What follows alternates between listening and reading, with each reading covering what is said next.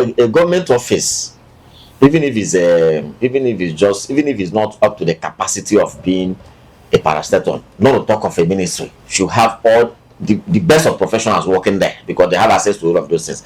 And that is why when you have, and they should also have consultants who oversee some of these things, communication materials, before they go out. I'm sure if all of these processes have been followed, perhaps this should have been pointed out.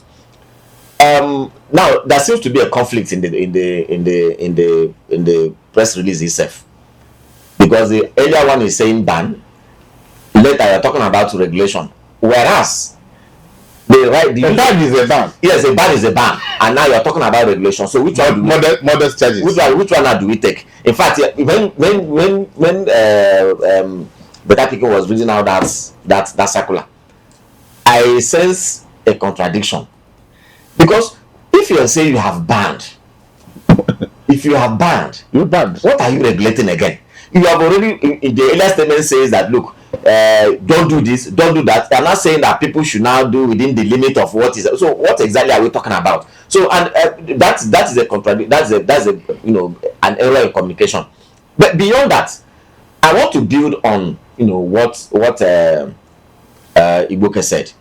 The truth is this: one of the things that make government policies here fail woefully is not because they don't have good intentions, or those at the helm of affairs don't have the love of Nigerians, or they don't want to give in their best.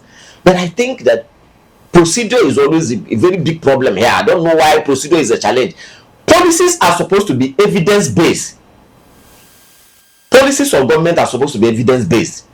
And before you arrive at evidence-based, where are you finding, where do you have challenge in this issue?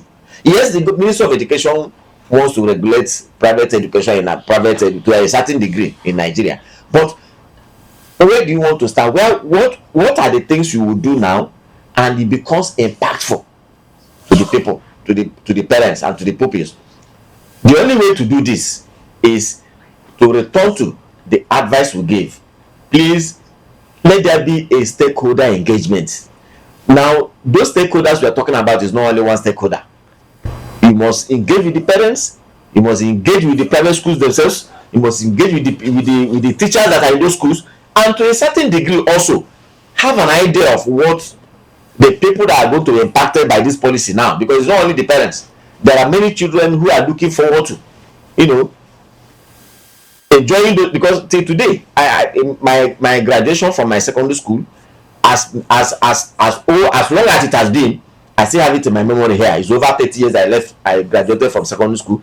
I still have it in my brain, the things that happened that day, all the literary days we had in school, all the debating stroke, all the activities we had in school, how I displayed, which led to some of the things I'm doing now. I still have them, and I make reference to them. So those children in those schools also get their own bit to it, so that at the end of the day, when the policy comes out, is a policy that everybody will try to implement.